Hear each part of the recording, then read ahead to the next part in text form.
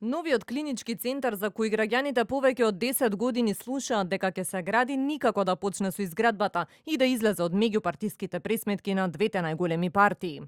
Последна во информациите е дека милионскиот проект наместо со кредит, како што првично беше најавено, ќе се финансира со пари од буџетот. Власта допрва ќе осмислува како ќе се соберат парите во народната каса, дали со ново задолжување во странство или пак преку други финансиски инструменти.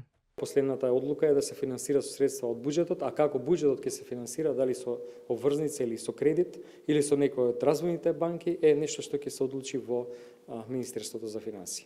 Предлогот на ВМРО ДПМН пак е комплетно реновирање на клиничкиот центар Мајка Тереза, кој би чинело околу 100 милиони евра како изградба на ургентен клинички центар, кој би бил наспроти Жан Митрев клиниката и со кој би се поврзале поликлиниката Букурешт и градската болница 8 септември. Освен ова решение, ВМРО ДПМН предлага да се изградат уште 3 универзитетски клинички болници во Тетово, Штип и Битола, кои би чинеле според нивните проценки по 10 милиони евра. Филипче треба да изработи проект, а потоа со истиот да бара пари, односно заем за реализација на вака сериозен капитален проект. Сега Филипче сака да се изгласа закон со заем од 503 милиони евра за проект, кој е само во неговата глава.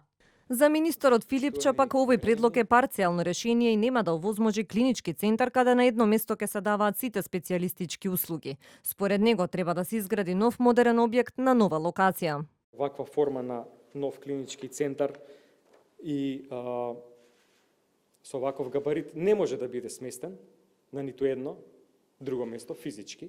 Значи било која друга форма на проект, дали нова болница, дополнителна болница од 8 септември или некое модернизирање на сегашниот клинички центар, да, може да подразбира зголемување на квалитетот на здравствените услуги, меѓутоа никако добивање на ваква модерна болница која што може да ги задоволи сите потреби во смисла да даде интегриран тип на здравствена услуга. И додека политичарите со години наназад не можат да се договорат околу изградбата на нов клинички центар, граѓаните остануваат да се лекуваат во дотраени болници, дел од нив со катастрофална инфраструктура, наместо во модерен објект кој што ќе понуди квалитетна здравствена услуга на населението.